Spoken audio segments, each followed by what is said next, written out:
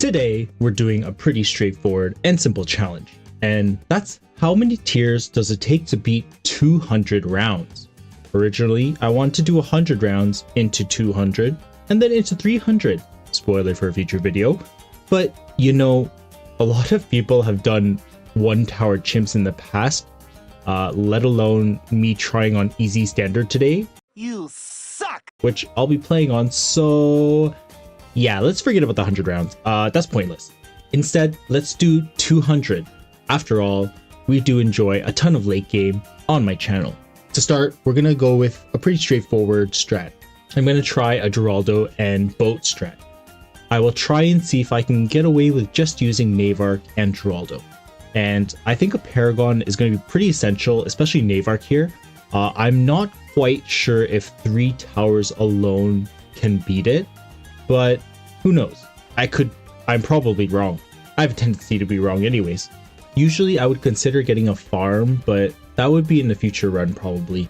To make this challenge a little bit more accessible to everyone, I will post this code as well. So try it for yourself. Let me know if you can beat it as well. Also, what we will do is essentially generate all of our cash from this NFT, or the Quincy action figure. Are you kidding me? The one thing that will also help out a ton is that Geraldo, every time you purchase something from the shop, it doesn't use up a tier, which is extremely beneficial. Also, to try and keep the score as low as possible, I will try not to get cross-pathing, which might make this a little bit more difficult as well. And it's also why I'm attempting this on Challenge Editor. Otherwise, I would probably waste a lot of money here. And you know what? It's just really handy that Challenge Editor has a way to track your least tier score. And so I'll try and rush my Trade Empire as soon as possible, as that will definitely help with cash generation as well. And I think this run will mostly be Knave Arc targeting between first and last because there's a lot to deal with. So as we kind of get it set up, round 40 comes along and yeah, we actually have no problem. I decided to get a cannon ship early on and favor trades with Geraldo, and they're holding us pretty well. We eventually get our Trade Empire, and yeah, just a few rounds later, the usual. Other boats, Pirate Lord, Carrier Flagship, and we're chilling for a while. I occasionally just feed my Pirate Lord a Camo Pod as well, and we're good to go. I think Uncross Path is pretty sus, but I do want that sweet 20 score. If you're wondering how I can get 20, so one boat plus the 5 tiers actually counts as 6 tiers because one of the boats actually being placed is 1 tier and then the 5 upgrades. So you get 6 times 3, which is 18, then 1 more tier for the Paragon and 1 last tier for Geraldo. I actually think doing this for less might be possible, but it'll be extremely difficult. Maybe on a different map with Apex or something for like Goliath Doomship, but I want to do it today. I want to do it on a map that's a little more accessible for everyone. And speaking of which, I actually debated between Goliath Doomship and this, but I decided that Knave Arc is a little bit better just simply for the hook and value. Also, Goliath is just a little too expensive, and to farm up to that point is a little tricky.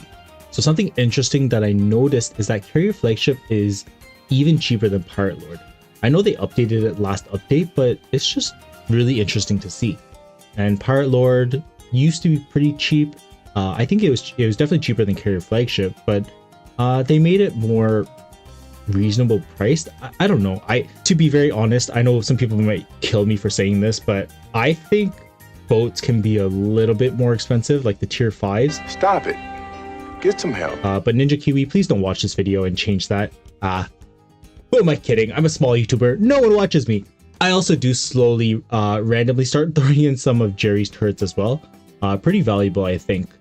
I don't know, we'll see. Every little bit of damage helps and can go a long way. Especially the bunny, which will come in pretty handy.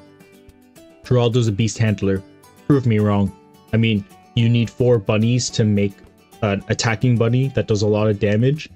Hello? Beast handler Raldo? The trickiest part here is also deciding when do I sell my Quincy action figure. Depending on when I have to sell it, I'll also have to buy my Paragon and also do want some Paragon totems as well. it's pretty hard to decide. I need to kind of juggle everything pretty well. Anyways, that's a lot of talking for doing absolutely nothing and just watching this, just showing a run. So we make it to round 100 and looks like we're in the clear. It's pretty easy, but I do expect to run into some problems soon. The hundreds afterwards are a bit of a problem. And yeah, just like that on 102, yeah, we're stuck. So thankfully though, Geraldo will help us out a ton. So I start with Jerry's glue this round. Have to end up using 2, but eventually just barely hang on. We sneak in some hook-ins to keep us alive, and oh god, oh, that was a close one. On 106, it's an absolute nightmare, and a stage filled with DDTs. So we try some Jerry's Fire first. I completely forgot about those for some reason. They did get nerfed a little bit. They're just a tad bit more expensive. However, this is still not enough. Okay, you know what? Let's try exhaust our Geraldo options first. I cave and use 1 genie for now. Not super ideal. Also because I do want as many pops as possible on my Navark in order to make sure it's as high of a degree as possible. But as you see, even 1 genie isn't enough. Yikes. Eventually I try over and I almost use everything except for 1 genie left, and I really don't want to use 2. But for some reason, I'm just terrible at this game. It's no use. And cross-pathing is hurting me a ton here. I'm also debating on just getting the cross paths to make it a little bit easier. Eventually 2 genies does do the trick. I'm not happy about that, and I actually might end up losing because I don't think I can actually afford Navark at this rate. Thankfully, the next few rounds are a little bit easier, but just when I say that, another DDT rush just makes me die, especially when they're all fortified. And that's when I realized I pretty much lost here and I made the mistake. It's oddly a shame. I'm not really satisfied with this performance, and I swear 20 tiers is still somewhat possible. But you know what, with that, I decide I'm going to start over. I'll try a different strat, and then if that strat still doesn't work, then I'll come back. And so another strat that I had in mind as we run to the second run is I want to see if super buffing a super mines would work. If possible, then I'll actually see if an Ultra Boost, Homeland, plus super mines would just plow through the competition. In fact, this run, I probably don't even need a hero, and that'll save me another tier right there. And that will save me another tier right there, along with another tier for not making a Paragon. This will also be a little bit more interesting because Ultra Boost plus Super Mines are quite expensive. So let's see if we can get this in time, or to be honest, even at all. If this really doesn't work, then I might end up getting a cross path or 2. I'll have to see. So we go. We're surprisingly good until about 58. It's not enough to hold us off, it seems. So we get our overclock for now and push forward. These 2 are definitely a match made in heaven though. Also, depending on how well this does, I might just put something else instead. I'm actually debating between putting a Mad down instead of a Homeland, or maybe not. I'll have to see. And honestly, this duo handled things pretty well for a while. Something I forgot is that the damage over time for Spiked Mines, I think it was recently buffed, so I'm still a bit worried, but I don't have to worry about it too much. A lot of the damage over time really helps out here, but I think one thing that if I can get as soon as possible would just be nice to have Super Mines really quickly, you know? I know there's enough cash before round 100, which would be ideal, but getting to that point is the hardest part. Also, this run is slightly RNG based. There is just sort of a mix depending on where the pineapples land. Most rounds are good, but occasionally I find that if I just replay the round a bunch of times, I can actually potentially win, just depending on where the Spike Factory decides to put the pineapples down. On round 77, we hit a little bit of a wall. Too many BFBs is causing us some problems here. I decided at this point, I'll probably just get the cross path. Maybe Super Mines will solo everything on its own anyways, so I might as well just try. So I start with a 4-1-0 for now. shortly after that, 410 is not enough for round 79. There's just too many regrows, so we just cave and we get our 420. This should help out a ton with super mines anyways, and we're so close to it. Just about 30k or so left, but 81 is another pain, and it seems possible, very close a bunch of times, just hanging on a thread. Again, this is where the RNG that I discussed comes into play with the pineapples, but it seems like no use. So I decide to get a MAD and we push forward, and MAD takes care of most things. I just want to see how this goes. I actually have a feeling this run isn't going to work, but just kind of want to play test with this. I also know I probably could have just gone for Ultra Boost and a MAD or like a variation of some sort, but I don't know. I just decided I thought this would be a bit better. We go until round 98 where we just face our death. We're just missing most damage to ceramics, which is the main problem. Unfortunately, spiked mines can't deal with it. Super mines would be able to, but it's just too expensive. So I try with Ultra Boost as well, and even that isn't enough. I'm gonna have to try this one last time and do this properly. I'm clearly doing something wrong here, and I haven't even made it to around 200, let alone like 110. So we'll try one last time. I think I'll do something similar to my first strat on the boat strat, but instead, I think I might do some cross paths and just to see where this can take us. Our final attempt. We do the usual, set up Geraldo, get our NFT, and get our boat farming up. I optimize this a little bit better this time. So what you can actually do is you can get a favorite trades before even round 28, enough to get us enough cash.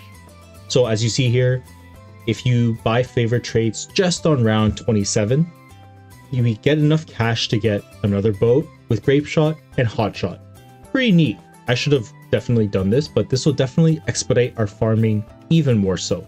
I'm also not going to buy just needless things here.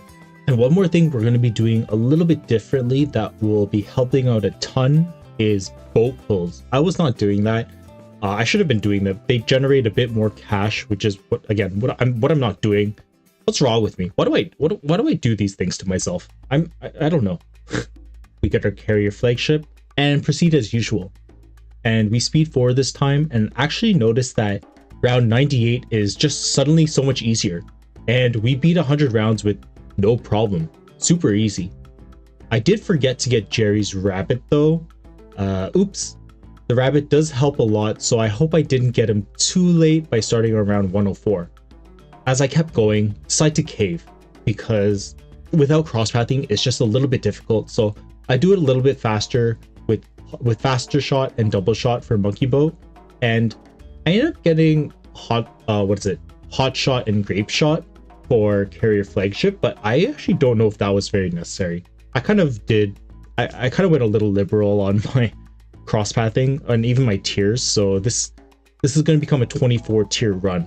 But thankfully, with juggling Geraldo's items and with these new crosspaths, everything's holding off pretty well. So on 119, I'm barely able to beat this. It's looking pretty tight, but we're able to win, so we're looking pretty good.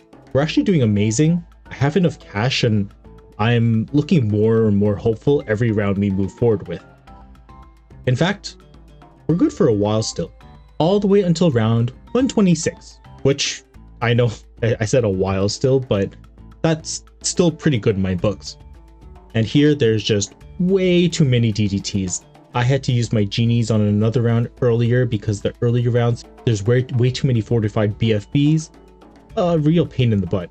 So we finally move forward, and now we're just gonna get our Navark. We did hop quite a bit. I noticed that I'm just shy of degree 60, but I'm hoping that with a little bit extra cash, maybe I'll get it. Let's test and see. Oh no. And we get a degree 58. So close. Oh my gosh. I don't know if it makes a difference, but just in case, I decided to sell Geraldo and try, but obviously no difference. That's a shame. Well, you know what? That's okay. At least Navark makes us some cash, so if we really get worried, I'll get something else, but I really don't want to get anything else at this point. 24 is a pretty... I don't know. I don't think this is a great number. I think 20 is still possible. I probably could have gotten Navark much earlier, but I'll let you guys test and see. I keep Navark on last because Navark has two things going for it. Paragon of Power, and also that last grants 10% attack speed as of this recent update. And keeping Navark on last is actually completely fine. You might be like, but what about the things that go quickly? You have to remember that Navark has two sides that it shoots from. Also, the radius of its shot is pretty big. So honestly, keeping it on last for late game, as you see, is pretty fine because it'll basically hit everything anyways. Sure, maybe it's not the main attack, but it'll do a lot of collateral damage. Hooking in makes it a piece of cake. Its innate hook-ins also for lower class balloons are just so nice as well. And so we move forward and we start to struggle around, wait a minute, we don't struggle. We just end off 200 nice and easy with 2 hook-ins. So I finished this with 24 tiers. Just FYI, I am like 100% positive 20 tiers is definitely possible. To be honest, I probably just didn't have the cross path. I probably could have gone Navark a little bit earlier just watching here. Maybe gone for like a degree 50 or something, and that would have been plenty. So I challenge you guys, if you guys can do this for 20 tiers, go for it. If you can do it for less than 20 tiers, then let me know, because I would actually be a bit shocked and very impressed. But yeah, let me know in the comments if you do attempt this and if you beat 20 tiers or even my terrible score of 24. Don't forget to like and sub as always, and I will see you all in the next video.